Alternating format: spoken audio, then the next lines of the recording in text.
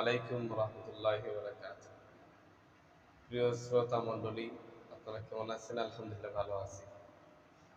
আপনারা অবগত আছেন যে রোজ শুক্রবার আজ সকাল 10 ঘটিকার সময় আমাদের প্রিয় শায়েখ শেখুল হাদিস ইবনে শেখুল হাদিস আল্লামা মামুনুল হক দামাত বারকাতুহু আলিয়া হযরত আমাদের মাঝে উপস্থিত হয়ে গিয়েছেন।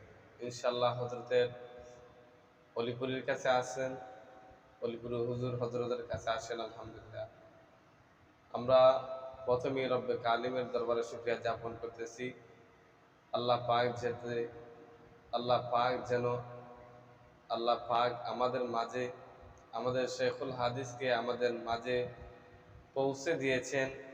এই জন্য সকলেই আমরা মহান রব্বুল আলামিনের দরবারে অসংখ্য অগণিত শুকরিয়া জ্ঞাপন করি। আলহামদুলিল্লাহ।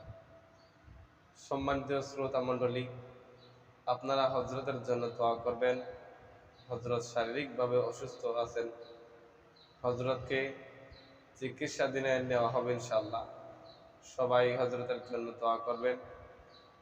আর যারা হযরতকে দেখার জন্য ইচ্ছুক, আপনারা হযরতকে দেখার জন্য হযরতের মাদ্রাসার মধ্যে চলে যাবেন। ইনশাআল্লাহ হযরতের মাদ্রাসার মধ্যে চলে গেলেই হযরতকে দেখতে পাবেন। আপনারা সকলেই হযরতের জন্য দোয়া করবেন। উনি আজকে সকাল 10 ঘটিকার সময় উনি কাশিমপুর কারাগার থেকে উনি মুক্ত হয়েছেন। আলহামদুলিল্লাহ।